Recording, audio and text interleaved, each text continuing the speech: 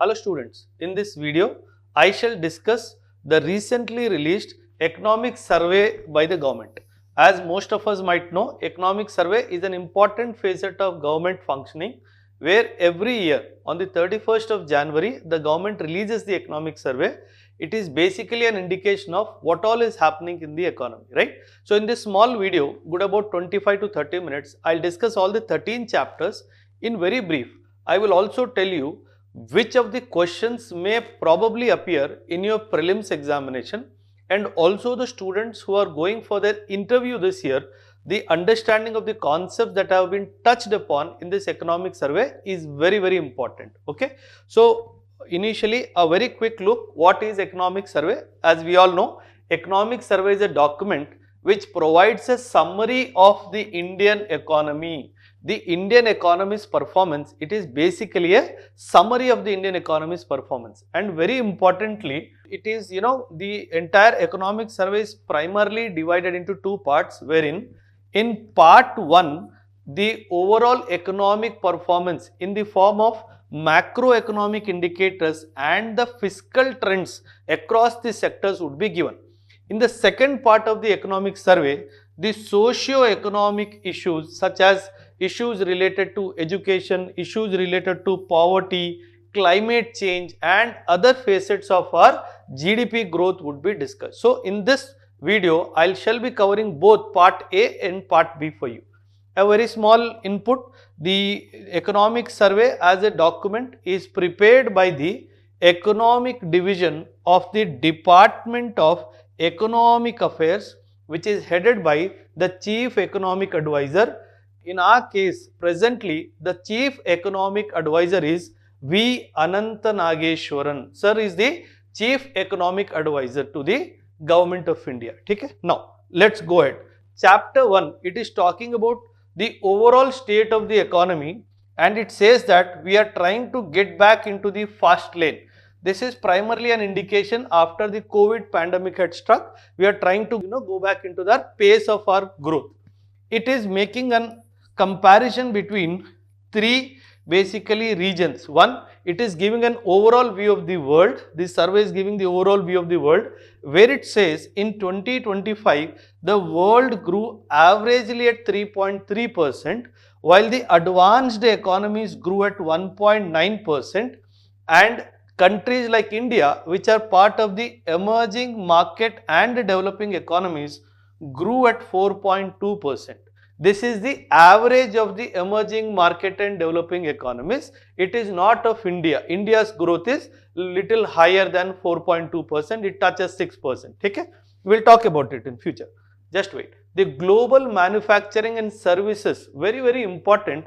It is talking about the PMI trends. This slide is very important for your prelims exam. He can ask a comparative question to you. See, understand, in the PMI, this number 50 is very important. Why? Because anything below 50 is an indication of what you call reduction in the growth, and anything above 50 indicates increase. Now, what it says, the global manufacturing PMI is indicated below 50. So, what does it means? It is lower than, overall decrease than the previous month's comparison. See, the PMI is measured monthly basis. So when they are giving, what you call this input, it is saying that the reference period, the period of the previous month, the global manufacturing PMI has reduced, but the global services PMI is on top of this 50 line. And very important, composite, a mixture of both, is still above 50. So the global manufacturing and services PMI has remained better than the previous months of estimation. In prelims, a question may come, the global manufacturing PMI saw an increase more than the global services PMI. It means the statement is wrong. So he can give you comparative analysis, or he may make a statement, the global manufacturing PMI remained below the 50 mark. So even then the statement is wrong. So these kind of comparative statement based questions can be expected in our 2025 prelims. Second, the global uncertainties. very important. He is trying to say the higher World Trade Uncertainty Index 2024 on a comparison to 2023, the uncertainties in the global trade has increased. Now it is an indication of 13.0. It means that because of the various wars that are happening, the change of regime that has happened in America with Donald Trump coming, the uncertainties have increased in the globe. And it says geopolitical risk has also increased to 133.6. So both the trade uncertainty and the geopolitical risk both has increased on comparison to 2023. So this can come as a what you call question in the prelims examination. And it is also talking about India's growth remains close to the decadal average despite global uncertainties. So this line indicates the line of 6%. So as we saw in two previous slides, the global average growth, if you remember this slide, the global average growth and the growth of advanced economies and the emerging market and developing economies, it was 4.2%, and it says that despite the world's not so good performance, India's performance has been good, with India able to crack 6.1 to 6.2% growth. So our growth is better than the world growth. Our growth is better than the advanced economies growth, and our growth is better than the many emerging market and developing economies. So this is how you need to read this particular infographic. Now, steady shares of investment and consumption in GDP. Now, I'll explain you what this bar and the color code indicates. The red color indicates government final consumption expenditure. The red color indicates the government final consumption expenditure. The green color indicates private final consumption expenditure. Violet color, very important, the GFCF indicates the gross fixed capital formation. The gross fixed capital formation, and the yellow indicates the export and the blue indicates the imports. So now what it says, the steady share of investments and consumption in GDP. So if this is my GDP, 24.1 is my imports, that is why they are doing it minus. Then 10.3 is the government fixed final consumption expenditure. This is the government expenditure. And this 61.8 is the private final consumption expenditure. And this 30.1 is the gross fixed capital formation. This is the gross fixed capital formation, and 21.5 is the your exports. So understand, this is how the division of your GDP is happening. And if you see in that, the maximum contribution is the private final consumption expenditure. So this can be asked as a prelims question to you. They would say the government final consumption expenditure is highest in the GDP. So the statement would be wrong. It is primarily the private final consumption expenditure. A question can come only from this bar. Okay? Understand this. Now, then the strong external trade, very important from prelims point of view. If you see, this is an indication of US billion dollars, and this is an indication of the financial years, right? Now what it says, the merchandise trade balance, yellow is the merchandise trade balance, the net private transfers, this is the net private transferred, it is the merchandise trade balance. And what is this purple color? Services trade balance. Now what it says, as a percentage of GDP, this is the green line indicator which is indicating the CAB, the current account balance, as a percentage of GDP is coming to anywhere between -1%. Now why is it important? We need to understand that our current account balance is in minus. It means there is a current account deficit of minus 1% as a percentage of the GDP. This is what we need to understand. And very importantly, the merchandise trade balance is contributing to the minus current account balance, which is in minus. But the services trade balance is in positive, and the net private transfers, you know, the remittances that Indian people who go abroad, work there and send to India, this is one of the positive contributors in the form of net private transfer. This is part of your balance of payment. See, economic survey is such a beautiful document. When your classes happen, they are all theoretical. What you have learnt in the theory is an excellent understanding in this economic survey document. So this is primarily from your balance of payment chapter. Now, the second is stable banking system indicators. So 16.7, this is basically capital risk to asset ratio. So basically we talk about the Basel norms, right? So this is basically an indication when you say in Basel norms 9%, 10.5%, but however my capital to risk assets are 16.7%, much ahead than what the Basel norms prescribe for our country. So it showcases a stable banking system which is very good for our country. Then steadily expanding economic activity. So understand this word, steadily expanding economic activity. Why? Because the UPSC will use this terminology only in framing the sentence in prelims examination. So reading of this heading is also very important.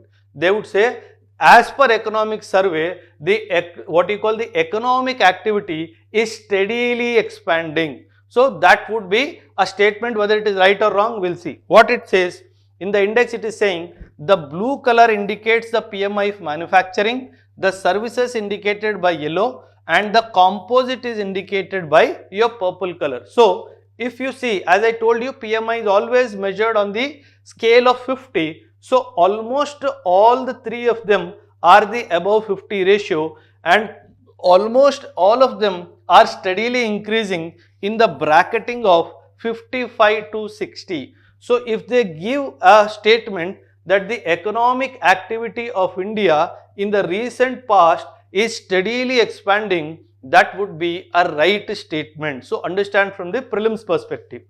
Then monetary and financial sector developments, the cart and the horse. This is what the chapter 2 is talking about, the monetary. Now, as we all know, the performance of the banks is one of the major macroeconomic indicators.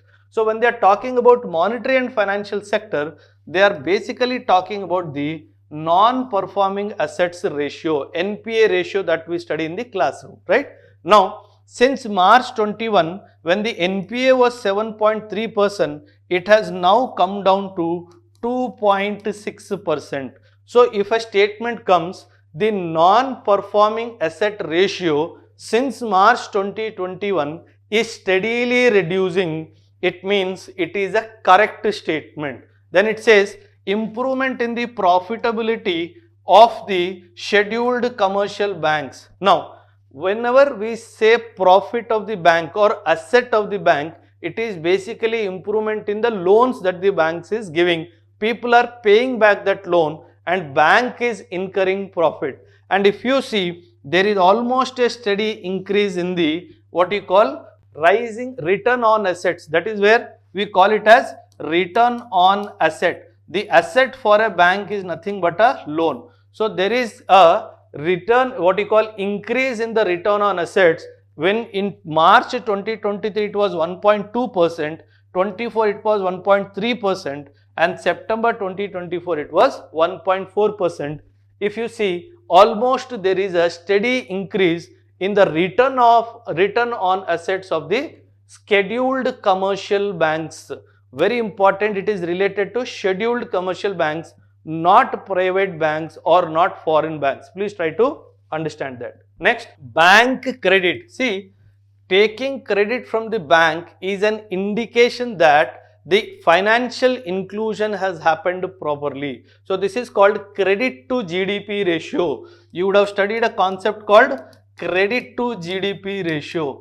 I want some of you who know the answer, what is the present credit to GDP ratio of India, and I also want you to make a comparative analysis of the credit to GDP ratio of India and America. You will understand how important it is to ensure financial inclusion in the form of institutionalized credit to the farmers and the micro, small and medium enterprises. What it says, around 170 lakh crore rupees has been given to the various sectors of the economy through the banking channels. So what it indicates, the dependence on the not so institutionalized creditors like money lenders, like people who give in the neighborhood money. So this has been reduced drastically, and 170 lakh crore has been distributed through various financial intermediaries like banks. And there is a increase in the what we call gross bank credit, but it is not a steady increase. Understand this, it is not a steady increase. So please, if the statement comes there is a steady increase in the bank credit in the past few quarters, it is a wrong statement. So please be careful on that, right? The next statement, developments in capital markets. See, capital market is a place where lot of money is generated for the purpose of infrastructure development and all. It says the number of demat accounts rose by 33% to 18 crore at the end of December 2024. The increase in demat accounts is an indication that more and more people are into share trading, which is a positive sign. We will understand capital formation, this very important topic, will come to this, I will talk about this. Now, number of unique mutual fund investors doubled from 2.9 to 5.6 crores. So, investment from mutual fund is primarily because mutual funds, most of the people go for a systematic investment plan. So this is where the money is available to the market for a long period of time. The monthly average gross SIP flows more than doubled in the last 3 years from 0.10 lakh crore in 2022 to 0.23 lakh crore as of December 2024. This is also a very big positive indicator for any economy. Now, 11.1 lakh crore mobilized from primary markets. Very important, as we know, primary markets are the markets where the initial listing happens. During April 24, 5% more than the amount mobilized in the financial year 24. And the number of IPOs have also, IPO stands for the initial public offer. The IPO stands for the initial public offer. The number of IPOs increased to 259. It means 259 companies got their shares listed as part of the initial public offer, which was 196 in April-December 2023, which increased to 259 in April-December 2024. So there is a increase. India's market capitalization to GDP ratio. This is very, very important for your prelims exam. So when comparing the money that is coming into the capital market, it is 136% of the GDP. It means if the GDP is 100, the market capitalization is 136. It means the amount of money that is being traded on the various security exchanges of our India is in volumes more than my GDP. It is a positive sign for any country because this is kind of a parallel economy. This is kind of a parallel economy, which is a beautiful positive sign.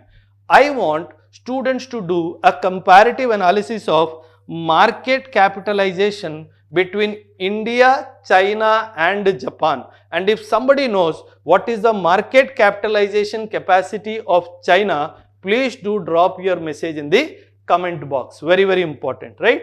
Now, we'll go ahead the rural financial institutions. See, financial inclusion has always been the agenda of the government because the more and more financial inclusion happens, more and more institutionalized credit can be given to the farmers and the micro, small and medium enterprises, right? So it says that for RBI's financial inclusion index 53.9 it has increased from 53.9 to 64.2 in March 2024. What is that? It is 53.9% of the credit that was generated through the institutionalized credit. Now it has increased to 64.2. To give a reflex, he is giving the performance of regional rural banks, which says that in India there are RRBs established in 700 districts. I want students to comment in the comment box if they know when was this concept of regional rural banks developed and what is the agenda of these rural banks.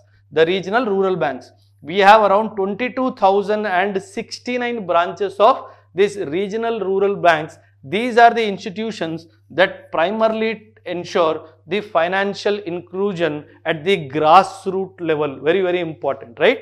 And they have got 6.6 lakhs crore as the deposits. See, in India, there was one committee called HR Khan committee. Very, very important from your, concepts point of view. This committee told India does not have to borrow any money from outside. Indians only need to develop the habit of depositing money in the bank. If you deposit money in the bank, there is no need for India to go and borrow from anywhere. So, these are all very important indicators when it comes to the financial inclusion as a target of the government. And see, 4.7 lakh crore advances have been given, means in the form of loans have been given to various customers of the regional rural banks. An important indicator, economic indicator. In the third chapter, we would study about the external sector getting the FDI right, foreign direct investment. Now, I want some of you who have studied economics as part of your foundation classes to comment what is the difference between FDI and FII. Let me see how many of you know the actual difference as per the RBI's definition. What is the difference between FDI and FII, right? Very important. Now, come back. Rise in the global trade uncertainty. Now, if you see this period, this is the period of 2018. See, this was a time period when lot of trade war was happening between America and China. So, this is how in 2018, the trade uncertainty was very high, but the trade uncertainties, the global trade uncertainty has lowered. But however, in 2024, it is again seeing a spike because of the various regional conflicts that are happening, be it Ukraine-Russia war, be it Israel-Palestine war. The global trade uncertainty is also a result of, the re-election of Trump as US president and also withdrawal of America from lot of international agreements which the Biden government has signed. So, this is creating lot of uncertainties in the global market and rebound in the global trade in 2024. Now, the rebound in the global trade. Now, see the beauty. The merchandise export volume is higher than the merchandise import volume. This is very, very important from your prelims perspective. Understand, they will give a statement. This is global trade, not India's trade, right? The merchandise export trade volume is more than the merchandise import volume growth. So, the exports across the countries are increasing higher than the imports. So, this is a very important for your prelims exam. This can be asked in your prelims exam also. Now, India's trade performance in the first 9 months, actually it should have been 9 months, they have erroneously given it as 8 months. The first 9 months of financial year 2025. See, this is indicated in US billion dollars, this is an indication of 0. Now, what is this? My merchandise exports were $322 billion and my merchandise imports were $533 billion. So, starting from April to December, including April, so what has happened? $322 billion were my export, $533 billion were my imports. It means my imports are higher than my exports by 211. So, what is my merchandise trade deficit? It is $211 billion. So, which is a great cause of concern But the advantage, the good thing here is this is primarily as a result of India buying lot of crude oil from Russia and trying to fill our strategic reserves, which is going to be a good thing only for India in future. But this is primarily because of that.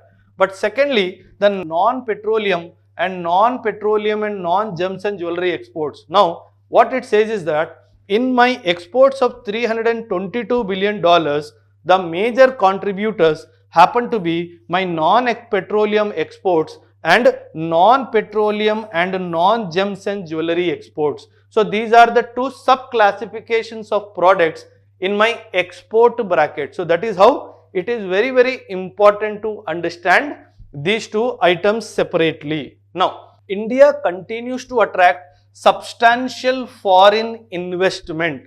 It says that India has been able to get lot of foreign investment. What it says, the FDI inflows are indicated in purple color. What it says, in the time period April to November 2024, $56 billion came as part of FDI inflows, foreign direct investment inflows, and 40 billion got repatriated. So 56 billion came, 40 billion was repatriated. Repatriation, we call it as repatriation, means people taking back money from the Indian market, taking back money from the Indian market. So overall, $16 billion remained as investments in India in the form of foreign direct investments. Now, it says the services sector leads the FDI inflows. Very important for your prelims, with 19.1% of the share in the half yearly one period 2025. Half yearly one period means 1st of April 2025 till 30th of September 2025. So this is the period that indicates the first half year of any what you call a financial year. April, May, June is the first quarter, July, August, September is the second quarter. So the quarter 1 and quarter 2 are collectively referred to as H1, which indicates half yearly one. Okay. Now, the services sector FDI is closely followed by technology, trading and non-conventional energy. So this is very important. After services, it is technology, trading and non-conventional energy, through which lot of FDIs have come to India. Very important slide from your exam perspective. The forex reserves. It says the forex reserves in September 2024 touched an all-time high of $706 billion. But because of RBI's market intervention in the recent past, it has come down to $640 billion, which is a very big what we call forex reserves. If any one of you who knows which country in the world has the highest forex reserves, and if you can tell me what is India's position overall in the forex reserve, let me see how many of you can answer this question, right? And it says that it can cover 89.9% of external debt of India. So what does this statement indicate? We have so much of forex reserves that if we pay the external debt from forex reserves, we can pay the 89.9% of our external debt, which is a very good indicator, In fact, I want somebody to comment. I was reminded of one more concept here known as import cover. If somebody can tell me what is import cover, let me see how many of you are preparing well for the upcoming prelims 2025.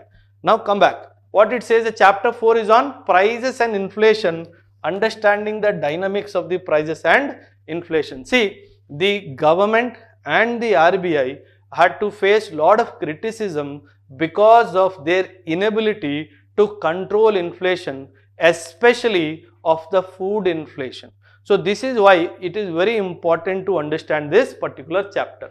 It says softening the core inflation cools the headline inflation. So we know headline inflation is the overall inflation and core inflation is the inflation which is adjusted for few things. So because of softening of the core inflation, the overall headline inflation has cooled down. This is what is the indication. So it is talking about the CPI, consumer price inflation. Dotted line is the core inflation and blue dotted line is the WPI inflation.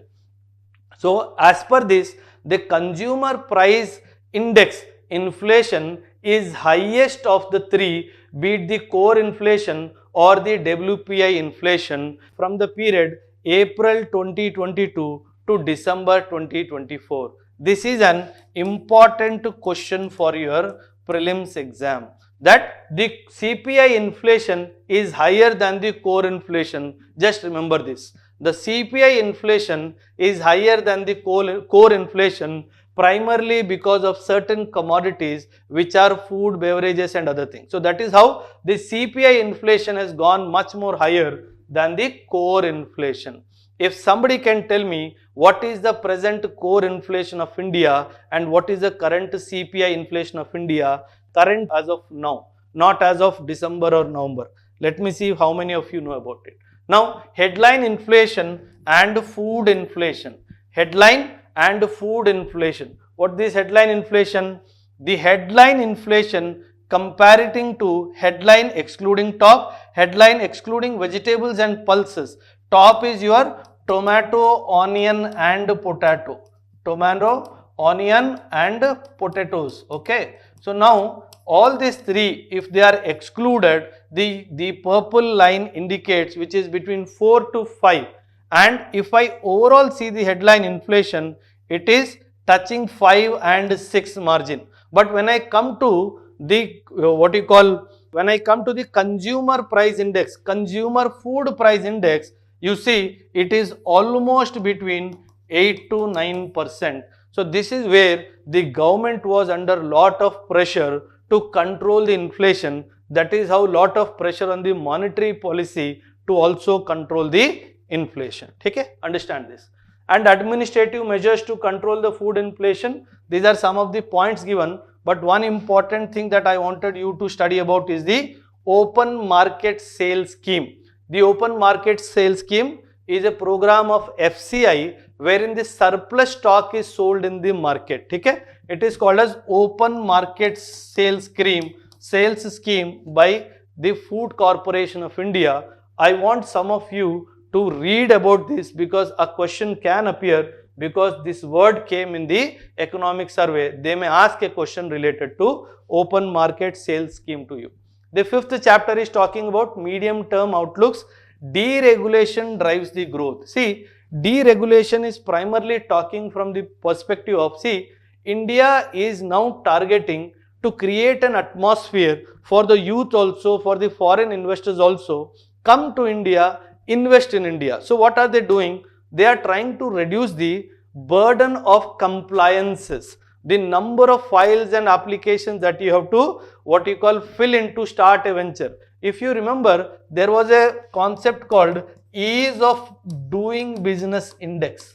Ease of doing business index. Somebody tell me what was India's position in the last of the indexes that was released related to ease of doing business index, and why this index has been stopped now. If somebody can drop a message, what was the story, what was the fraud that was going on in the ease of doing business index, let me see the depth of your understanding of your economic subject. Now, it says that what all the government pursued in phase 1, they try to tell you, reduce the compliance burden, streamline the system processes, digitize the system, and it also provided incentives to people. So what it is saying, this is what I have pursued and this is I have to pursue as part of the phase 2, in which very important is reducing tariff or the fees, which has to be done, and risk-based regulation. This is where the tailor-based protection norms and legal things need to be put in place to create a risk profile using a third party, so that government does not get directly into it. Using a third party, they want to bring in use risk based regulation and not sector specific, one size fits all approach. Depending on the nature of your economic activity, I want to define your risk. That's a good strategy actually, right? Now, coming to the chapter 6, investment and infrastructure, they have given many. I have just picked up the first one. The number of Vande Bharat trains and production of the coaches. In the financial up to October 2025, around 68 trains have been what you call manufactured and 900 plus coaches have been manufactured. It is a good indicator because the transport system or the communication system is an essential facet of the what you call the functioning of the economy. See, what happens is these kind of trains reduce the distances in number of hours itself. Imagine the coming of bullet train connecting Bombay to Ahmedabad, where you can go as equal as fast as you go through air facility or something. So it creates a complementary role, supplemental role in fastening the economic activity in our country. Very important. Civil aviation also they are saying, talking about the Udan airports and the Udan routes. This is how the 88 airports have got this, new airports, and 619 new routes have been designed as part of Udan. And reduction in the average container turnaround time. This is a very, very important indicator. See, the container turnaround time is the time a ship is loaded, the time it takes to go to the place where it has gone to dump, the time to dump, coming back and to what you call reporting to the point of origin is called as the turnaround time. Now, it has been reduced to an average of 30.4 hours, which is an excellent performance even if we compare at the global stage. Okay? But it is primarily in the major ports. It is not taking into consideration the minor ports where lot of delay happens because of the berthing facilities are not so advanced there. Okay? Right?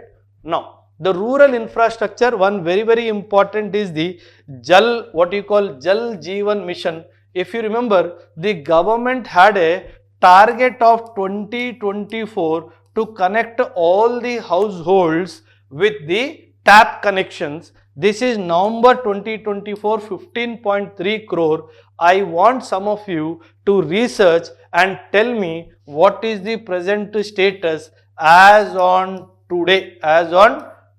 Now, very importantly, it has given the name of 8 states that have achieved 100% tap connections, and you would be very happy to know Telangana is one of the states that has achieved full coverage under the Jal Jeevan Mission.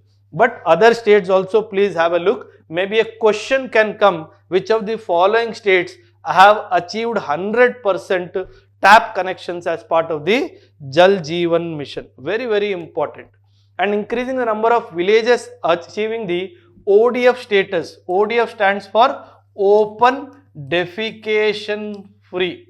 Open Defecation Free status. Now, very, very important from prelims perspective, I would like to talk about one.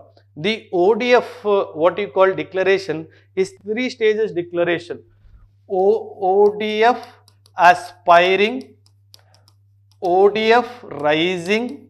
These are the 3. ODF aspiring, ODF rising and ODF model. Now, I have a question for all of you. Let me see. There is almost 100% chance that this question can come. Who is the authority to declare a village as ODF? Now you have to drop your message on the comment box telling me who is that authority that would decide that a particular village has achieved the status of ODF. Let me see how many of you can give me the correct answer. And it says greater than 75% as of March 2024, and this is the status as of November 2024. Few states are still struggling, but most of the states have crossed, especially our Telangana state is achieving, but Andhra state is somewhere struggling to, the Karnataka is struggling, Andhra and Telangana have achieved their status. So see, try to understand why it is important. Both the states have achieved, Karnataka is little struggling there. Okay? Now come to urban infrastructure under the Swachh Bharat mission. Very, very important. Try to understand the picture. It says that the cities that have been declared open defecation free are 100 cities. Now it is important for you to have an idea which are these 100 cities. And individual household latrines constructed is 109 and community public toilets constructed is 126. These are all in what you call millions. Then door to door as a percentage of the target. So what does it mean 126, 109? It means whatever was the target 100%, I have achieved 109%, I have achieved 126%. So this is very, very important. And as a percentage of total, door to door soil waste collection, 98%. It means 2% still we have to go. And waste processed, there is a lot of what you call road to still cover. Now, how the question will come, I'll tell you. What they will tell, the waste processed as percentage of generated waste has achieved the highest, or they may say it has crossed the 100% target as part of the Swachh Bharat mission urban. If that is the statement, it is a wrong statement. The best performer indicator is the community or public toilets constructed as the percentage of the target. Remember this point. Okay? Very important. The next is progress under the various initiatives. Awas Yojana they have given, Metro Rail indication they have given, the Atal mission for rejuvenation and urban transformation, Smart Cities mission. This urban transformation, please cover this. Sewerage coverage has increased to 62%, which is an important indicator of the progress of the infrastructural development in the cities. And intellectual properties, he is giving patents, trademarks, what you call designs and copyrights. So this is a comparative analysis they are giving, but the trademark registration, if we have seen, it has seen a decline in the registered, filed and registered. Filed is more in 2024, but registered is less. So try to make a comparison. So generally what happens is, he may replace this word trademark with copyright and make a statement to you. Make a comparative analysis of these two, of all the four: patent, trademarks, designs and copyright. Can anybody tell me what is the difference between trademark and design in the comment box? Let me see how many of you can get it right. Now in the services, he says that there is a increasing trend of services sector in the GVA. We know that GVA is nothing but our gross value added, which is a better indicator of growth than the GDP. This is what would have been taught to you in your what you call classes. So in financial year 2025, the percentage of services as a representation of GVA is touching 50, it is between 54 to 56, maybe around 55%. And India's increasing share in the global services is increased to 4.3% in 2023. So there is a constant increase in India's contribution or share in the global services export. Now, I want someone of you to comment what are the major services exports that we are doing. Major services exports that India is doing. Let me see how many of you can answer. And agriculture and food management, it says decline in the share of non-institutional credit, which is an excellent indication of institutionalized credit to the what you call the agricultural sector. And what it says, this permanent green line is an indication of non-institutional credit, which is 25, and dotted line is the institutional credit, which is an important indicator. Now, growth in credit flow to small and marginal farmers in lakh crores to small and marginal farmers, we have given 14.4 lakh crore. Now, I want you guys to tell me what is the difference between small farmer and marginal farmer? Let me see how many of you actually know the difference. It depends on the size of their land holding. Let me see how many of you can tell. Now, increase in the area under micro irrigation. There has been a drastic increase in the area under micro irrigation. Micro irrigation are nothing but your drip systems, the sprinkler systems that we use. And promoting sustainable farming, he has given 4-5 things that the government is doing: per drop more crop, Krishi Paramparagat Krishi Vikas Yojana, the soil health card, the National Bamboo Mission, and Mission Organic Value Chain. So this is how they are trying to talk about sustainable farming. I want to ask a question to all of you. Tell me which state has recently gone organic in their aquaculture also. Let me see how many of you are preparing rightly for your upcoming prelims examination. Then the climate and environmental adaptation. One important aspect that you need to understand here is, even now 46% of our energy is coming from, even now the 46% of our energy is coming from coal, followed by 20.1%, that is 20.6%, that is coming from solar. Why I brought you here is, if you see, reducing the emission intensity of its indispensable thermal power through adoption of supercritical, ultra supercritical and advanced ultra supercritical. I want you to understand the difference between the three. These are basically strategies to make the thermal plants more environmental friendly, achieving the status of supercritical, ultra supercritical and advanced ultra supercritical. If you have covered your classes on SNT, I want you to tell me what is the difference between these three stages, right? Now, mitigation bias in international flow of funds. So he says that this survey is saying that the funds that are coming for climate change, they are primarily coming for mitigation. They are not coming for adaptation. They are not coming for adaptation. ADAPTATION. They are not coming for adaptation. So the funds are more coming for the mitigation and less funds are coming for adaptation. So understand, bilateral is the highest share in the what you call climate finance, MDB climate finance. If you can tell me what is the full form of MDB, let me see how many of you are following the climate change related current affairs.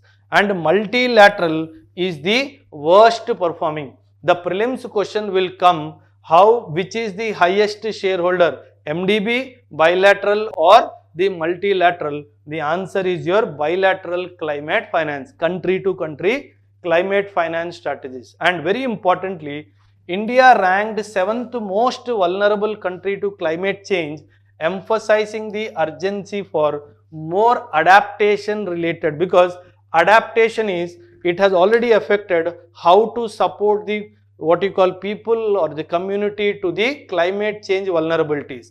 Mitigation is how to avoid in future, reducing the greenhouse gases effects in future.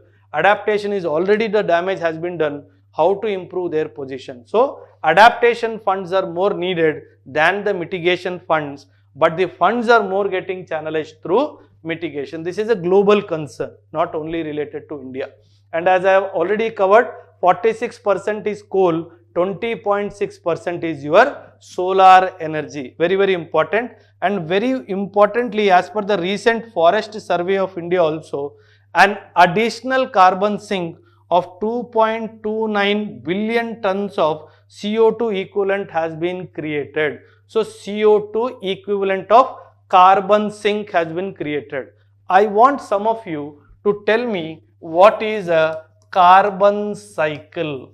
Let me see how your preparation is going on. Tell me very briefly in 2 lines what is a carbon cycle, and in carbon cycle where carbon sink comes, tell me. Okay. Now, social sector, they are talking about extending the reach and the driving empowerment, increase in the social services sector. Social services, what you call social services expenditure, both union and state. See, this is the bar indicating the total expenditure of the government in lakh crores, 98 lakh crores, and in that 25.7 lakh crores are expenditure on the social services. And if I see as a percentage of expenditure, it is 26.2 percentage.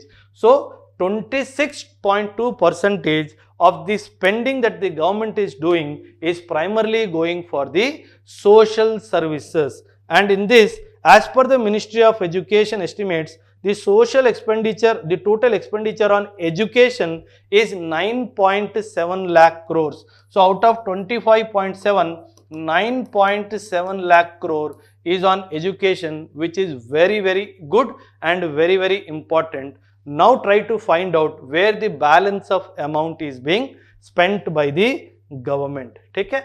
The powering rural economy, these are the various programs that the government has brought in, be it the Pradhan Mantri Gram Sadak Yojana, Pradhan Mantri Awas Yojana, the Jal Jeevan mission that we have discussed, so what you call Sansad Adarsh Gram Yojana, the National Health Mission, the mission Amrit Sarovar and Swachh Bharat mission. These are some of the programs that have been initiated to empower the rural economy in our country, which is very, very good. And health for all, it is for all primarily, ensuring health and building care. The Sanjeevani serving 31.1 lakh crore patients, the UWIN 1.7 crore pregnant women and 5.4 crore children tracked, 26.4 crore vaccine doses have been monitored. So now disruptive technology provides seamless and equitable health care. So we are talking about universal health for here, where we are targeting everything, and full immunization coverage at 93.5% nationally, and over 14,000 Jan Aushadhi Kendras have been launched by the government. So this is what in the field of health sector that the government is doing. And employment and skill development and improving the labor market indicators. It is basically the labor force participation rate. This WPR indicates the worker population ratio and UR is the unemployed rate. So these are the three major indicators related to unemployment. So it is saying the usual status for individuals aged between 15 and above is the labor force participation rate they are talking about, and they say the urban labor market indicator. Now the unemployment rate is pegged at 3.2%. The workers, what you call the worker population ratio is 58.2%. The overall labor force participation rate is 60.1%. So this is an important indicator, and in the complete labor force participation rate, the unemployment rate in the urban sector is 6.4. So overall 3.2, urban it is 6.4. So this is the distinction that they have given between the two. Now increase in female labor force participation rate. In this slide, one thing which is important is the Union Territory of Delhi, where the labor force participation rate of the female labor force is much lesser. It is under 20, which is a grave cause of concern.